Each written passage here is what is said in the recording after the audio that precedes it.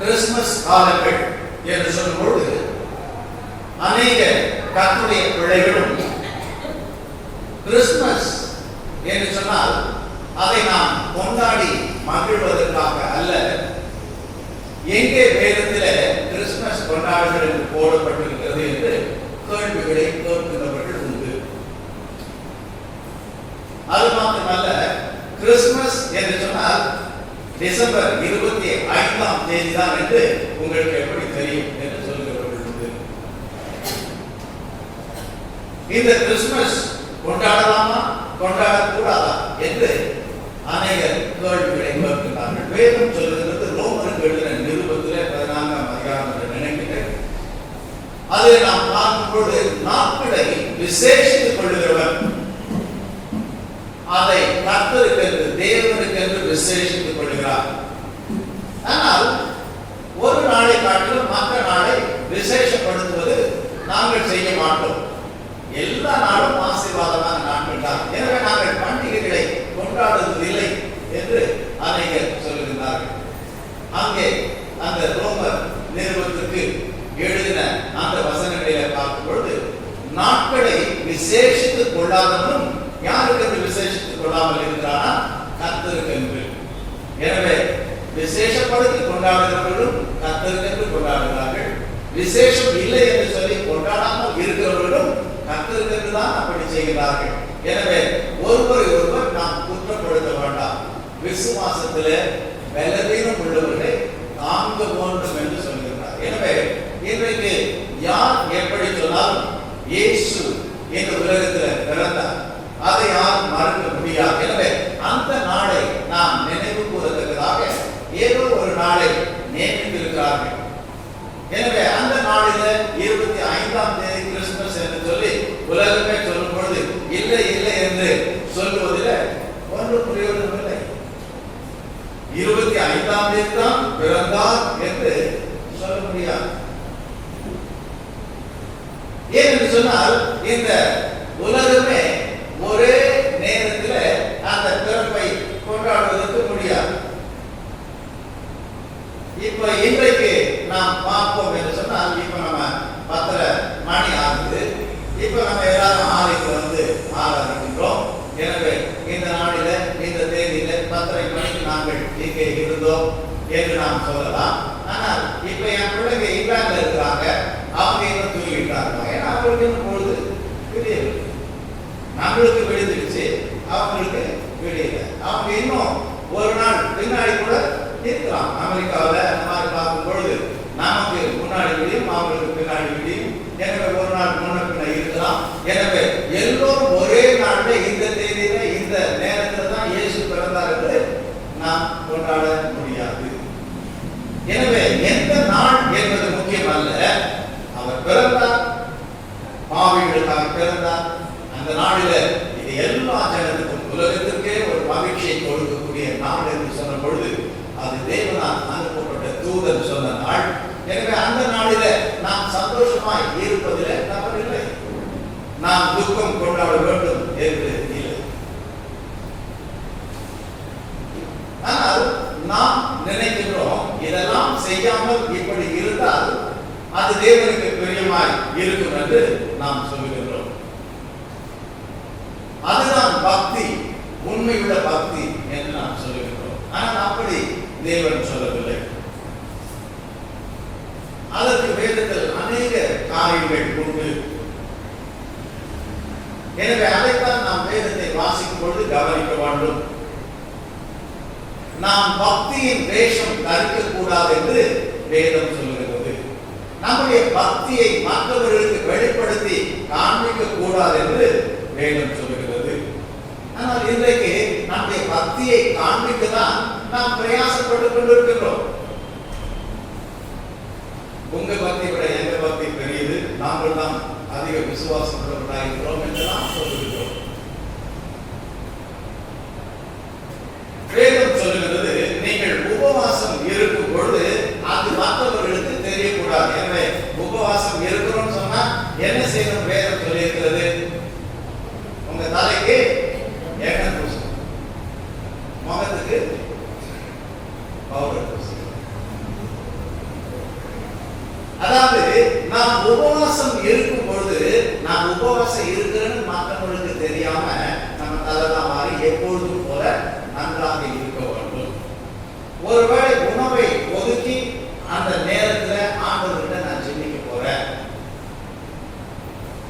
அப்படின்னு நாம் செய்கிற காரியம் மற்றவர்களுக்கு தெரியக்கூடாது என்று ஆண்டவர் சொல்றார். அப்பதான் உன் ஜெபம் கேட்கப்படும். ஆனால் இந்த காலத்துல உபவாச கூட்டனால போஸ்டர் அடிச்சு கொண்டு பெருசாக எல்லாருக்கும் காமிக்கிறாங்க. அதுல அந்த உபவாச கூட்டம் அப்படின்னு சொன்னால அந்த போஸ்டர் இருக்குதோ இல்லையோ, நாம உபவாசத்துக்கு கூட்டத்துக்கு போறோம்னு சொன்னா ஊருக்கே தெரிகிற மாதிரி வீட்டுல இருந்து கிளம்ப போதே நான் உபவாச கூட்டத்துக்கு போறேன், எங்க புறப்பட்டீங்க உபவாச கூட்டத்துக்கு போறேன்னு எல்லாரும். அதுல வர முகத்தை கொஞ்சம் மாடலா நம்ம வைக்க கூடாதுன்னு இருந்தாலும் என்ன பூசிது நம்ம அப்படியே ரொம்ப பயப்பட்ட முகத்துக்கு முன்னு வச்சுக்கணும். என்ன இன்னைக்கு உபவாசம் நான் உபவாசத்துக்கு ஊருக்கே தெரியும். எனவே நாம் அப்படி செய்யக்கூடாது என்று சொல்வதைத்தான் செய்து கொண்டிருக்கிறோம். அதுவா எதை நம்ம கேட்கக்கூடாதுன்னு ஆண்டவர் சொல்றாரோ அதை தான் நம்ம கேட்கணும். ஆண்டவர் எதை கேட்கக்கூடாதுன்னு சொன்னாரு? நீங்க எதுக்கு கவலைப்படாதீங்க, உடைக்காக நீங்க கேட்க வேண்டாம். ஏன் சொன்னதுனால பூவெல்லாம் பாருங்க கலர் கலரா அழகா இருக்கு, அதுக்கே ஆண்டவர் உடுத்து விட்டாருன்னா உங்களுக்கு உடுத்து வைக்க மாட்டாங்க. அப்ப என்ன சொல்றாரு? உணவுக்காக சாப்பாட்டுக்காக கேட்காதீங்க. ஏன்னா பறவைகளை பாருங்க, அது என்ன விதைக்குதா அறுக்குதா சேர்த்து வைக்குதா அதெல்லாம் இல்லை. அவைகளுக்கும் பரமபிதா பிழைப்பு கூடாது சாப்பாடு கொடுக்கிறார். அவங்களை விட அந்த பறவைகளை விட நீங்க எவ்வளவு மேலானவர்கள், உங்களுக்கு சாப்பாடு கொடுக்காம விட்டுருவாரா? அதுக்காக அதை ஜெபம் பண்ணாதீங்க. எனக்கு இந்த உலகத்துல வாழ்றதுக்கு சாப்பாடு உடை இருப்பிடம் தேவை. இதெல்லாம் உங்களுக்கு வேண்டும் என்று பரமபிதா அறிந்திருக்கிறார். அவருக்கு தெரியாத மாதிரி இதெல்லாம் போய் கேட்காத அப்படின்னு வேதம் சொல்லுறது ஆண்டவர் சொல்றார். ஆனா நம்ம அதை தான் கேட்கணும். ஆண்டவரே நான் விசுவாசத்தில் வளர வேண்டும், ஆண்டவரே நான் வேதத்தை வாசிக்கும் போது அதை நான் விளங்கிக் கொள்ள வேண்டும், ஆண்டவரே நீங்க சொன்ன மாதிரி நற்செய்தியை நான் மற்றவர்களுக்கு அறிவிக்க வேண்டும், நான் நல்லா ஊழியம் செய்ய வேண்டும். அதுக்காக உதவி செய்யுங்க. நம்ம ஜெபிக்கிறோம். ஜெப கூட்டம்னு போனா நம்ம என்ன பண்றோம்? அதில் போயிட்டு ஆண்டவரே எனக்கு வருமானத்தை தாங்க, நான் நல்லா சாப்பிடணும், நான் நல்லா கொடுக்கணும், நான் நல்லா கார் வாங்கணும், என் பிள்ளைக்கு கல்யாணம் ஆகணும், எனக்கு கல்யாணம் ஆகிடுச்சு ரைட்டு, என் பிள்ளைக்கு எப்போ ஆகும் அதை பார்த்துட்டா போதும். பிள்ளைக்கு கல்யாணம் ஆகிட்டா ரைட் ஆண்டு போதும் சொல்லுவோம். அது வயிற்றுல ஏதாவது பிள்ளை குடிச்சு பிறக்கணும், அதை பார்க்கணும். பிள்ளை பார்த்ததை விட அதுக்கப்புறம் என் பேருக்கு கல்யாணம் ஆகிட்டா நம்ம என்ன முடியுவேன். எனவே கேட்டுக்கொண்டே இருக்கிறோம். இதெல்லாம் நம்ம ஜெபிக்கிறோம்னா கல்யாணம் ஆகாது, நம்ம ஜெபிக்கிறோம்னா நம்ம பேதிக்கு கூட பிறக்காது. ஆண்டவர் இதெல்லாம் உங்களுக்கு கொடுப்பேன்னு சொல்லியிருக்காரு, இதை கேட்காதீங்கன்னு சொல்லியிருக்காரு. இதைத்தான் நம்ம கேட்கணும். இந்த உலகத்திலே தேவன் நாமை மீட்டெடுத்தால் இந்த உலகத்தில் நம்ம என்னவா இருக்கிறோம் சொன்னாரு? வெளிச்சம், விளக்காய் இருக்கிறோம். ஆண்டவர் பிறந்த பொழுது இருளிலே இருக்கிற ஜனங்கள் பெரிய வெளிச்சத்தை கண்டார்கள். இன்றைக்கு ஆண்டவர் பிறந்திருந்தாலும் ரட்சகர் பிறந்தார், மீட்பர் பிறந்தார்னு தெரியாத ஜனங்கள் இருளிலே வாழ்ந்து கொண்டிருக்கிறார்கள். அவர்களுக்கு நாம் சுவிசேஷத்தை அறிவிக்க தீபம் ஏற்றுகின்ற பிள்ளைகளாக நாம் இருக்க வேண்டும். இன்னொன்னு என்ன சொல்றாரு? நீங்கள் உலகத்துக்கு உப்பாய் இருக்கிறீர்கள். உலகத்துல எதுக்கு வாழணும்னு தெரியாமே நிறைய பேர் இருக்காங்க. ஏதோ பொருளும் வாழணும் அப்படின்னு. எனவே சாரம் இல்லாத வாழ்க்கை வாழுகின்ற மக்களுக்கு சாரம் ஏற்கக்கூடிய உப்பாக நீங்கள் வாழ வேண்டும் என்று ஆண்டவர் சொல்லுகிறார். எனவே அப்படி நாம் வாழ்வதை விட்டுவிட்டு இந்த உலகத்தில் பல காரியங்கள் எனக்கு வேண்டும் என்று கேட்டுக் கொண்டிருக்கிறோம். ஆண்டவர் சொல்றாரு,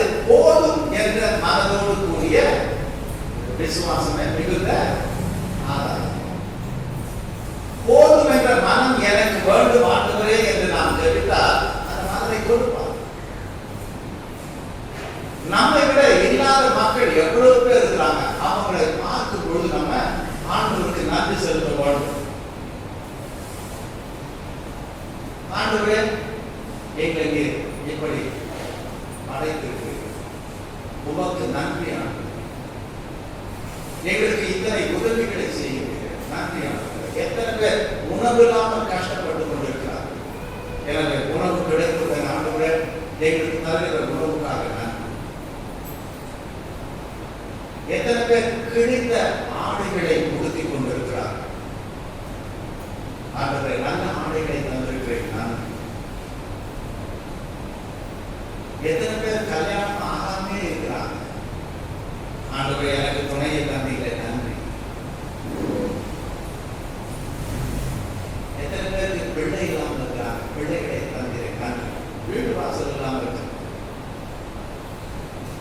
எது இல்லைனாலும்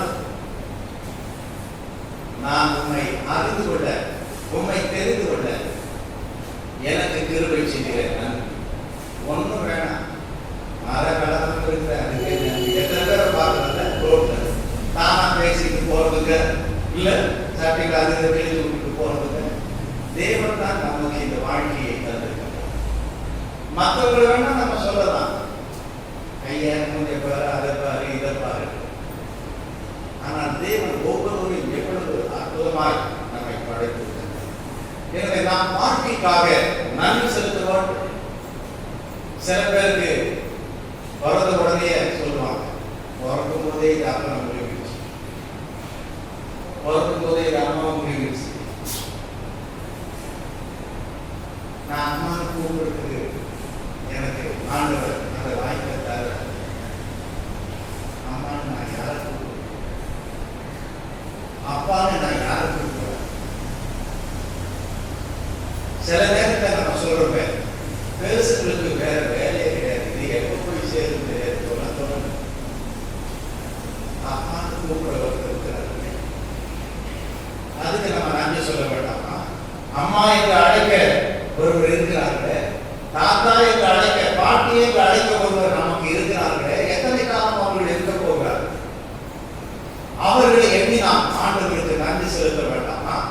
இல்லை இல்லை இல்லை என்று சொல்லி காலமெல்லாம் வாழப் போகிறோமா? கர்த்தர் தந்தை எண்ணி நன்றி நன்றி என்று சொல்லி வாழப் போகிறோம்.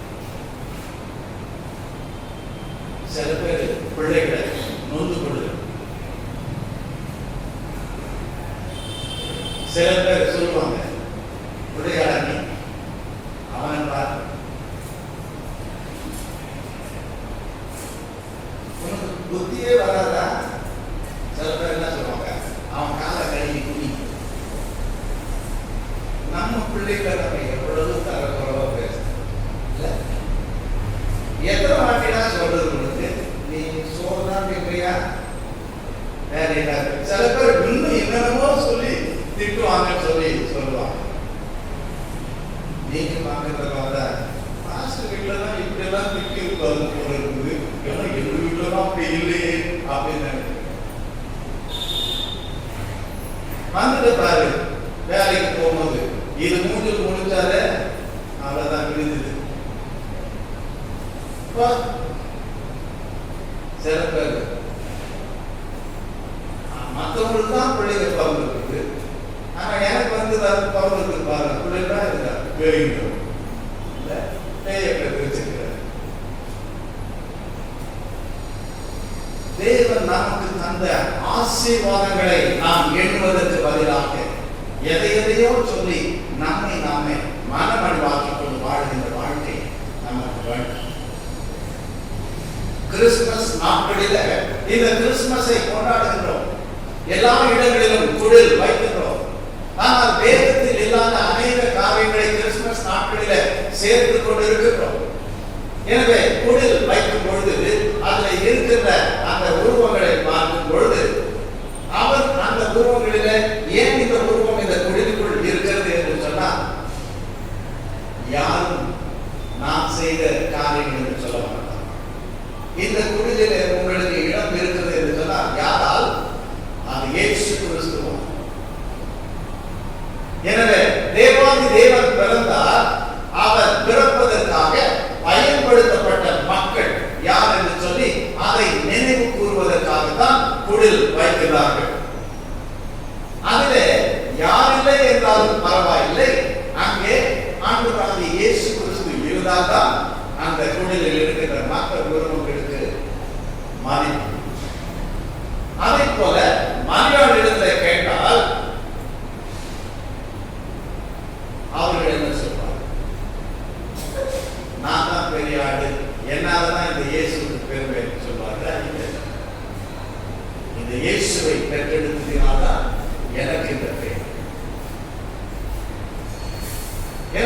இங்கே வேதத்தில் இந்த மரியாள் யார் என்று பார்க்கும் பொழுது நாம் வாசித்த வேத பகுதியில் தேவதூதன் சொல்லுகிறார். மரியாள் யார் என்ற ஒரு கேள்வியை நாம் கேட்போம் என்று சொன்னால் அங்கே கிடைக்கின்ற பதில் என்னவென்று பார்க்கும் பொழுது 1ஆம் அதிகாரம் லூக்கா எழுதின சுவிசேஷத்திலே 1ஆம் அதிகாரம் 28ஆம் வசனத்தை வாசியுங்கள்.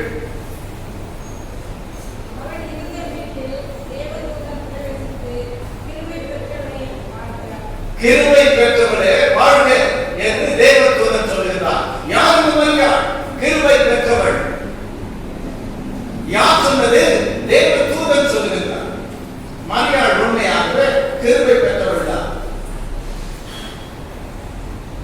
ஒருமுறை ஆண்டவராகிய இயேசு கிறிஸ்து அங்கே ஜனங்களுக்கு போதித்துக் கொண்டிருந்த பொழுது ஒரு அம்மா எழுந்து நின்று சொல்லுகிறார்கள், இப்படிப்பட்ட இவரை பெற்றெடுத்த அந்த வயலும் இவர் குடித்த அந்த முறைகளும் பாக்கியமுள்ளது என்று சொல்லுகிறார். அப்படி என்றால் இவரை பெற்றெடுத்த அந்த மரியாள் என்ன பாக்கியம் செய்திருக்க வேண்டும்?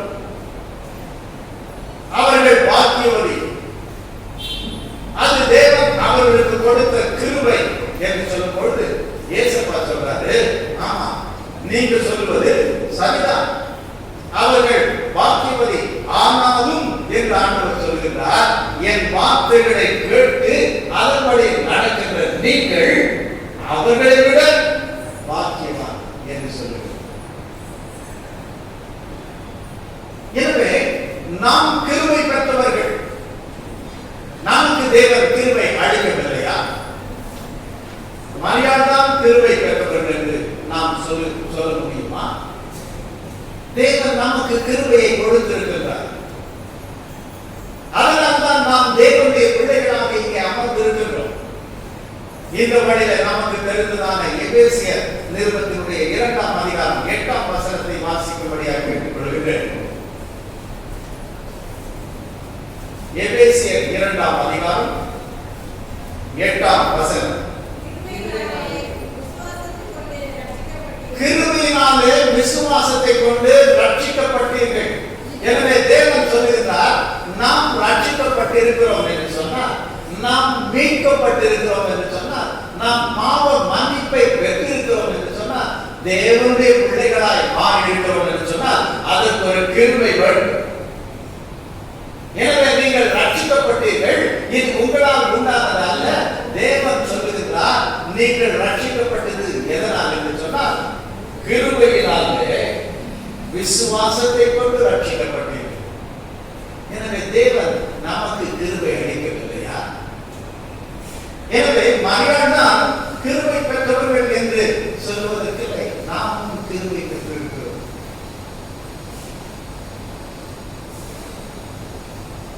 ஆனால் இன்றைக்கு அந்த கிருபை பெற்ற மரியாள் என்று சொல்லுகிறவர்கள் இயேசுவை விட்டுவிட்டால் அவர்களுக்கு கிருபை இல்லை. எனவேதான் இன்னும் கூட இயேசு அங்கே எப்படி இருக்கிறார் என்று சொன்னால், மரியாள் இடத்துல போனா அவங்க என்ன சொல்லுவாங்க? எங்கே இயேசு? இந்த உலகத்தின் ரட்சகர் எங்கே என்று கேட்டால், அவர் இந்த உலகத்திலே வந்தார், மனிதனாய் பிறந்தார். அவர் 33.5 வயதுல சிலுவையில உலகத்தின் பாவத்தை சுமந்து தீர்ப்பதற்காக அவர் மரித்தார், ரத்தம் சிந்தி மரித்தார், அடக்கப்பட்டார். 3ஆம் நாள் உயிரோடு எழுந்தார். பரலோகத்திற்கு சென்று அவர் பிதாவினிடத்தில் நமக்காக பரிந்து பேசுகிறவராக பிதாவின் வலது வாசத்தில் வீற்றிருக்கிறார் என்று பார்க்கிறோம். ஒரு நாள் வருவார், அவர் உலகத்தை நியாயம் தீர்க்க வருவார். ஆனால் மரியாள்கிட்ட போனாங்க, ஆமா அவர் மரிச்சார், உயிரோடு எழுந்தார், நியாயாதிபதியா வரப்போறாங்க சொல்லுவாங்க. எங்கே இயேசு சொன்னா என்ன சொல்லுவாங்க? எனக்கு தெரியாது சொல்லுவாங்க. நான் வச்சிருக்கேன் கையில இந்த குழந்தை தான் இல்ல. இவர் உலகத்தின் ரட்சகர் வந்தார், மரித்தார், உயிர் தெழுந்தார் என்று அவர்கள் சொல்லாம அந்த குழந்தை கையில் வச்சிருக்காங்க. அவர்கள் கிருபை பெற்றவர்கள் தான். ஆனால் கிருபையை கொடுக்கக்கூடிய பலன் அவர்களிடத்தில் இல்லை.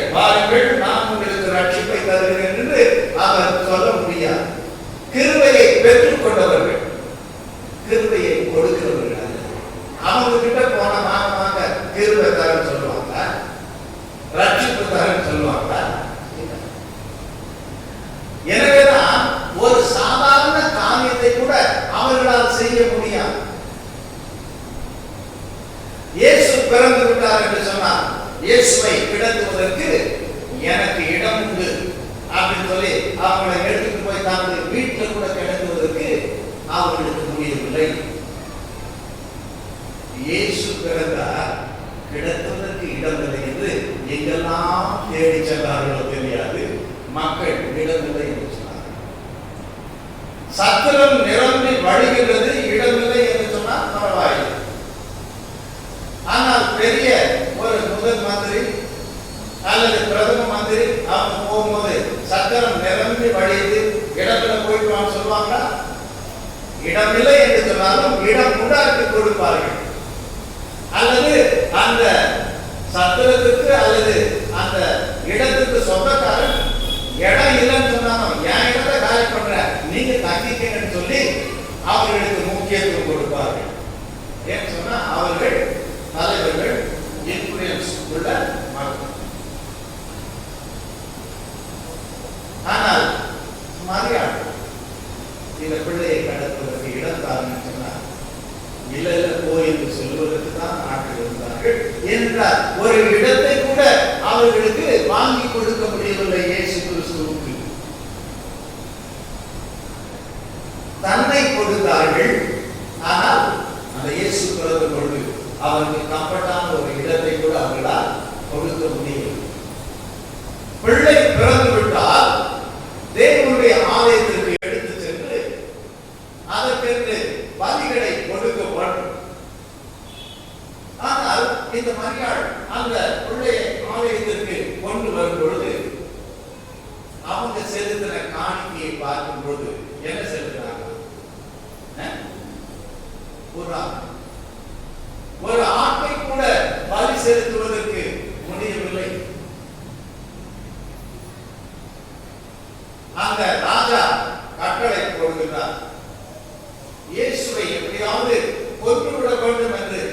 நான் தான் ராஜா, யூதருக்கு இன்னொரு ராஜா பிறந்திருக்கிறாராமே, யார் அப்படி எனக்கு எதிராய் ராஜாவாய் பிறக்க முடியும்? விட மாட்டேன் என்று. எங்கே அந்த இயேசு என்று நீங்கள் தேடி போய் பாருங்கள். அப்படி பார்த்து என்னிடத்துல வந்து சொல்லுங்க, நானும் வந்து அவரை பணிந்து கொள்வேன்னு அந்த சாஸ்திரிகளை அனுப்புகிறார். ஆனா அவங்க போய் பார்த்தாங்க. ஆனா ஆண்டவர் சொன்னாரு, அவங்ககிட்ட போவாங்க, நீங்க வேற வழியா போயிடுங்க. எனவே இந்த சாஸ்திரிகளாலே ஏமாற்றப்பட்டு வஞ்சிக்கப்பட்ட ராஜா என்ன செஞ்சார்? சரி சரி, எனக்கு வராம சொல்லாம போயிட்டீங்களா, அப்ப நான் விட்டுருவனா என்று சொல்லி அவர் என்ன பண்றாரு? அவர்களிடத்துல விசாரித்த அந்த நட்சத்திரம் எப்ப தோணுச்சுன்னு சொல்லி விசாரிச்ச அந்த காலத்தை அவர் கணித்து அந்த குழந்தைக்கு இன்னும் 2 வயசு இருக்கார். அதனால எத்தனை ஆண் பிள்ளைங்க இந்த ஊர்ல இருக்கிறாங்களோ 2 வயசுக்கு உள்ள இருக்கிற ஆண் பிள்ளைங்க எல்லாத்தையும் கொன்று போடுங்கள் அப்படின்னு கட்டளை கொடுக்கிறார். ஆனா அதுக்கு முன்னாடியே தேவன் இதை அறிந்தவராக இந்த ராஜா இதை செய்ய போறான்னு தெரிஞ்சதுனால முன்னதாகவே அவர் என்ன சொன்னார்? இந்த பிள்ளைய கொலை செய்ய தேடுவான், நீங்க இதை என்ன பண்ணுங்க, எடுத்துட்டு ஓடி போங்க. எங்க போங்க? எகிப்துக்கு போய் அங்க தங்கிட்டாங்க. இந்த தேவாதி தேவனை பெற்றெடுத்தாலும் அதை பாதுகாக்க முடியவில்லை. அதற்கு எதிராக ஒரு ராஜா எழுப்பினார் என்று சொன்னால் அதை பாதுகாக்க முடியவில்லை. ஓடி ஒழித்து விட எகிப்துக்கு ஓடினார். அது மாத்திரமல்ல, இந்த மரியாள் ஒரு ஏழை பெண் என்றபடினால்தான் அந்த புறாவை கொண்டு வந்து செலுத்துகிறார். எனவே மன பலம் இல்லை, மனம் இல்லை. மற்றவர்களை எதிர்த்து நிற்க பலம் இல்லை. மற்றவர்களிடத்துல இன்ஃப்ளூயன்ஸ் பண்ணி இடம் வாங்க முடியவில்லை. அப்பா நான் என்ன செய்வேன் என்று சொல்லி அவர்கள் கிருபையை பெற்றிருந்தார்கள். ஆனால் கிருபையை கொடுக்கிறவர்களாக அவர் இல்லை. அது மாத்திரமல்ல, யார் இந்த மரியாள் என்று கேட்கும் பொழுது அதை லூக்கா எழுதின சுவிசேஷத்தில் அந்த 38ஆம் வசனத்தை வாசி.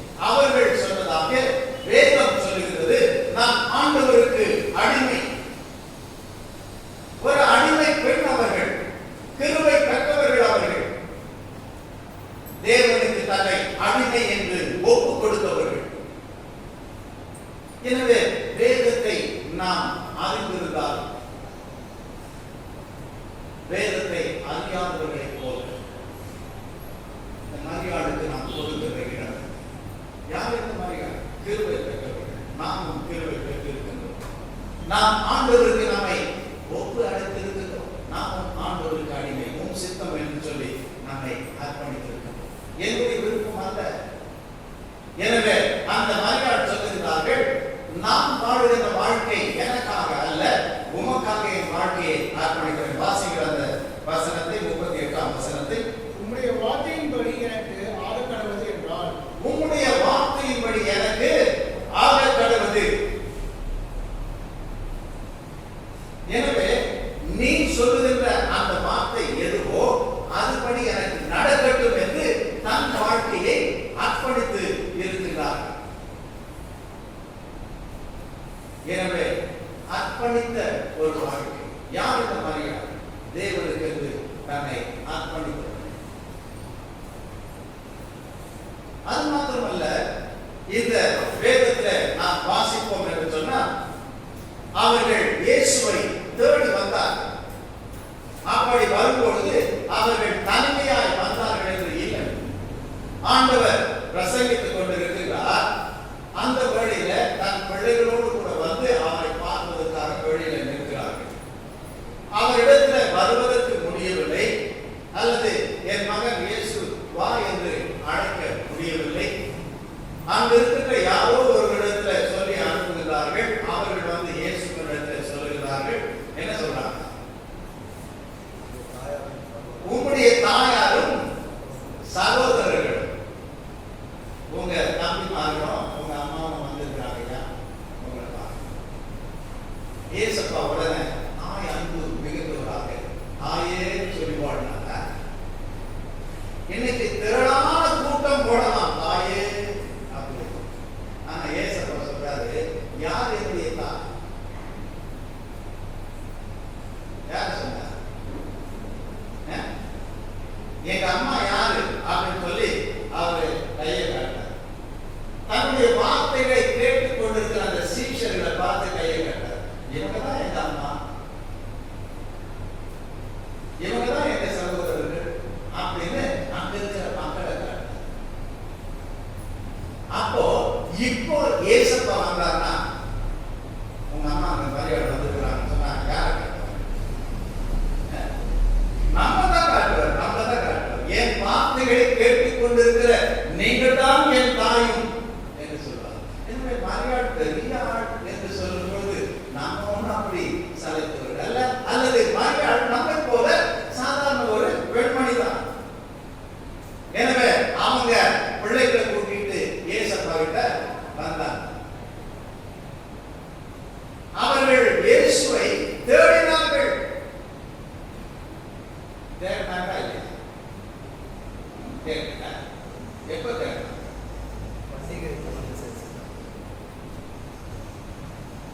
அவருக்கு அப்ப எத்தனை வயசு? 12 வயசு. ஆண்டவர் சொல்றாரு, சரியா எழுதி வச்சிருக்கிறார். இயேசுக்கு 12 வயசு இருக்கும்போது தேடி போனாங்க. அவங்க அந்த குழந்தைய கையே வச்சு இருக்கிற மாதிரி இல்லை, அவர் வளர்ந்துட்டார். ஏன்னா அவங்க எப்பவுமே இயேசுவை தான் கூடவே வச்சிருக்க முடியாது, வளர்ந்துட்டாரு. அவரை கூட்டிட்டு அவங்க எங்க போனாங்க? ஆலயத்துக்கு போனாங்க. போயிட்டு திரும்பி வரும்போது பார்த்தா ஏசப்பா. எனவே யார் இந்த மரியாள்? இயேசுவை தொலைத்தவர்கள். இயேசுவை தேடுறாங்க. எங்கடா காணும் இயேசுன்னு எல்லாரும் விசாரிக்கிறாங்க. இயேசு பாத்தீங்களா? இயேசு பாத்தீங்களா?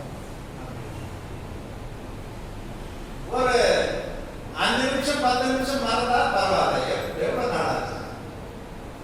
ஒரு நாள் ஆயிடுச்சு. அடுத்த நாள் கேட்கிறாங்க இயேசு எங்க? அவங்க நினைப்பு என்னன்னா, இயேசு நம்ம சொந்தக்காரங்க கூட யாரும் போய் வந்திருக்கிறாரு அப்படின்னு ஆலயத்துக்கு போயிட்டு வரும்போது அவங்க அப்படி வந்துருக்காங்க. அப்போ அவங்க எருசலேம் தேவாலயம் தான் இருந்தது, அங்கதான் அவங்க போவாங்க. இப்ப மாதிரி அங்கங்க தெருவுக்கு தெருவு சர்ச் மாதிரி அப்பதான் இல்லை.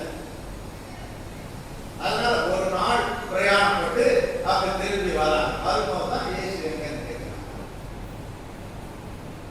ஓ, அப்படியெல்லாம் போவாங்களா? ஒரு நாள் பிரயாணப்பட்டதான் ஆலயத்துனா இந்த நாள்லயும் போறாங்க. இந்த நாள்லயும் வந்து அந்த நாள் காலத்துலயாவது பஸ் இல்லை, ட்ரெயின் இல்லை, அதனால நடந்தே போவாங்க. இப்போ பஸ் இருந்தாலும் ட்ரெயின் இருந்தாலும் அதெல்லாம் எங்களுக்கு வேணான்னு நடந்து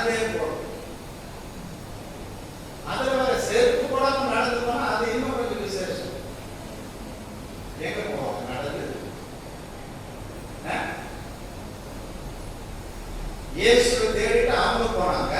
ஆனா அந்த மரியாதை தேடிட்டு இப்ப ஜனங்க கூட்டமா நடந்து போகுது. எங்க போகுது? இதெல்லாம் எங்களுக்கு தெரியாத பிரச்சனை. நீங்க ஏதோ புதுசா சொல்லிட்டு இருக்கீங்க. நம்ம ஊர்ல யார் அப்படி மாதாவை தேடி நடந்து போறாங்கன்னு கேட்குறீங்களா? நடந்து போவாங்க. இன்னும் நம்மளுக்கு வேளாங்கண்ணின்னு ஏதோ ஒண்ணு தெரியாத மாதிரி எல்லாம் நடந்து போவாங்கன்னு காப்பிட்டு இருக்கிற மாதிரி. எத்தனை பேர் போயிட்டு வந்தீங்களோ எங்களுக்கு தெரியாது. எதுக்கு அங்க போறாங்கன்னு சொன்னா நிறைய பேர் சொல்லுவாங்க, உயிர் கொடுத்த சாமிக்கு என்ன கொடுத்தீங்க இல்ல. அது மாதிரி இவங்களும் அங்க போய் மொட்டை அடிச்சு வரவங்களும் இருக்கிறாங்க. நிறைய பேர் நடந்தே போய் மொட்டை அடிச்சதுனால இவருக்கு தான் ஃபர்ஸ்ட் கிளாஸ் பரலோகராஜ்யம்னு சொல்லியிருக்கார். அந்த அம்மாவை இயேசு எங்கிருந்து தேடிட்டு போறாங்க. இவங்க அந்த அம்மாவை தேடிட்டு நடப்பயமா ஒரு நாள் தான் நடந்து போறாங்க. எவ்வளவு நேரம் ஆகும்? இங்க நம்ம நடக்க ஆரம்பிச்சோம்னா அங்க போய் சேர்றதுக்கு நடந்து போயிருந்தா தெரிஞ்சிருக்கும். அது அக்கம் பக்கத்துல யாராவது போகணும்னு சொன்னா தெரிஞ்சிருக்கும். எனக்கெல்லாம் தெரியாது. எத்தனை கிலோமீட்டர் இருக்குது, எவ்வளவு தூரம் நடந்து போவாங்க தெரியாது. இப்போ போறாங்க இல்லையா அதெல்லாம் தெரியாது. ஆனால் போகிறவர்கள் உண்டு. நிறைய பேர் கஷ்டப்படுறாங்க, வராம போயிடக்கூடாது அப்படின்னு சொல்லிட்டு சரி வேளாங்கண்ணி நாங்க பக்கத்திலே போனாதோம் நீங்க போனாங்க. ஏன்னு சொன்னா ஏன் அதை வந்து அதே பேர்ல சொல்ல வேண்டியதானே? அந்த கோயிலை இங்க கட்டி இது எந்த சர்ச்சுன்னு கேட்டாங்க. அது எங்க இருக்குது? பெசன் நகர். பெசன் நகர் சொல்லலாம்ல. அப்படி சொன்னா யாரும் வராது. நம்ம வேளாங்கண்ணிக்கு தான் போகணும்ல. வேளாங்கண்ணி சர்ச்சு சொன்னா இங்க போயிடுது. ஓ அங்க வேளாங்கண்ணி போனா வேளாங்கண்ணி மாதிரி. கிருபை பெற்றவடன்னு தேவ தூதர் சொன்னாரு, உண்மைதான். ஆனா அதையே இவங்களும் சொல்லியிருப்பாங்க, கிருபை பெற்றவடைக்கு வாழ்க்கை கட்ட பெற்றவர்கள் ஆசீர்வதிக்கப்பட்டு நீ இவங்க தேவ தூதர் மாதிரி அதை சொல்றாங்க. இது ஒரு ஆராதனை அப்படின்னு மனிதனை தேடி போயிருக்கு. எனவே இந்த நாளில் தேவனுடைய பிள்ளைகளாகிய நாம் இயேசு கிறிஸ்துவை தேடி அவரை சொந்த ரட்சகராக ஏற்றுக்கொண்ட நாம் அவருடைய பிள்ளைகளாக இருக்கின்றோம். எனவே வேதத்தில் நாம் பார்க்கின்றோம், மரியாதை நாம் நினைக்கும் பொழுது கடந்த நாட்களில் யோசேப்பின் மூலமாக பல படிப்பனைகளை பெறுகிறோம். இன்றைக்கு மரியாதை பார்க்கும்போது நாமும் கூட ஆண்டவருடைய கிருபையை பெற்றவர்கள் என்பதை உணர்ந்து ஆண்டவருக்கு நன்றி செலுத்துகிறோம். மரியாதை போல ஆண்டவருடைய சமூகத்தில் நாம் நம்மை அர்ப்பணிக்க, ஆண்டவர் நமக்கு கொடுக்கிற காரியத்தை செய்வதற்கு நாம் நம்முடைய அடிமை என்று அர்ப்பணித்து அதற்காக வாழ்கிறோம். தன்னை அர்ப்பணித்த அந்த தான் கடைசி வரையிலும் ஆண்டவர் கல்வாரி சிலுவையில தோற்றுகிற வழியிலும் அங்கே நின்றார்கள். என் கடமை அவரை பெற்றெடுத்து விட்டு இனி எனக்கென்று பிள்ளைகள் இருக்கிறது, என் வேலையை நான் பார்க்கிறேன் என்றால் இயேசு கிறிஸ்து மரிக்கும் வரை இதோ நான் அடிமை என்று அவரோடு கூட சார்ந்து வாழ்கிறார். ஆண்டவர் பார்க்கிறார். இந்த மாதிரியான கிருபை பெற்றவர்கள், ஆனால் அவர்களுக்கு தனிமையாய் வாழ முடியாது. எனவேதான் தனக்கு அன்பான ஒரு சேஷனை பார்த்து சொல்கிறேன், மகனே அதனுடைய அம்மா பார்த்து சொல்றாரு. எனவே நாம் இருந்து அவர்களை கவனிப்பதை போல என்னுடைய சீடன் அன்பாக இருக்கிறவர் கவனித்துக் கொள்வார் என்று ஒப்படைக்கும். எனவே தனித்து விடப்பட்டால் அவர்கள் பெரிய தெய்வம், அவர்கள் தன்னை பார்த்துக் கொள்வார்கள் என்று இயேசு விட்டுவிடவில்லை. சாதாரண ஒரு பெண்மணி எப்படியெல்லாம் அவர்கள் கஷ்டப்படுவார். அவர்களுக்கு ஒரு மகனை போல கன்சேஷனை கொடுக்கிறேன். எனவே இன்றைக்கு நாம் தேவன் நம்மையும் நீக்கத்தவர்களாக விட்டு விடுகிற தேவன் அல்ல. அவரை ஏற்றுக்கொண்ட ஒவ்வொரு பிள்ளைகளையும் தேவன் நம்மோடு கூட இருந்து நம்மை வழிநடத்துகிற தேவனாக இருக்கிறார். எனவே நம்மை கைவிடாத தேவன்.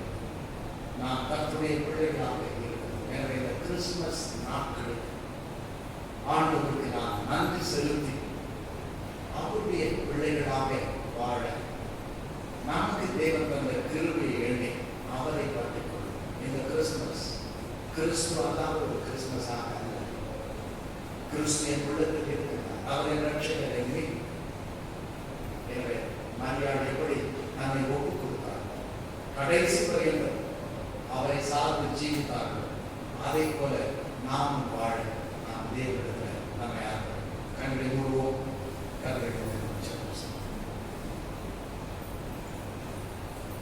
பரிசுத்தமுள்ள எங்கள் பரலோக பிதாவே, இந்த ஆசீர்வாதமான ஆராதனை வழியில் கர்த்தர் இந்த உலகத்தில் நீர் பிறந்த பொழுது தேவரீர் எத்தனை மகிழ்ச்சி.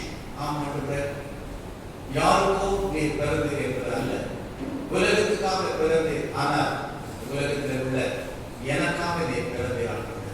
எனக்காக நீர் கல்வாரி சிலுவையை ஏற்றுக்கொண்டு எனக்காக ரத்தம் சிந்தி மறித்த தேவாதி தேவன், உயிர்த்தெழுந்த தேவாதி தேவன் நீ.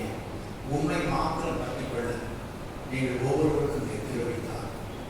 இந்த சத்தியத்தை அறியாமடி மரியாதை தெய்வத்தை எண்ணி ஓடுகின்ற மக்களின் மத்தியில் யார் இந்த மரியாதை என்பதை நாங்கள் தெளிவாக எடுத்து சொல்வதற்கு கட்டளை உதவி செய்யும். கர்த்தராண்டவரே, இந்த கிறிஸ்துமஸ் காலங்களில் அநேக உள்ளங்கள் திறக்கப்பட இதோ கர்த்தருக்கு கிருபை பெற்ற நான் அவருடைய அடிமையை அர்ப்பணிக்க கர்த்தர் உதவி செய்யும். இப்பொழுதும் உங்களுடைய ஆலயத்தில் வந்திருக்கிற ஒவ்வொரு பிள்ளைகளையும் கிருபையாக நோக்கி அவர்கள் வாழ்வது உமக்காக என்று சொல்லி உமக்கென்று அர்ப்பணிக்கப்பட்ட வாழ்க்கை வாழ, சாட்சியுள்ள பிள்ளைகளால் வாழ ஒவ்வொரு பிள்ளைகளும் எடுத்து பயன்படுத்த நான் சொல்லிக்கிறோம். எங்கள் மீட்பு ரட்சகனாகிய இயேசு கிறிஸ்துவின் மூலம் நான்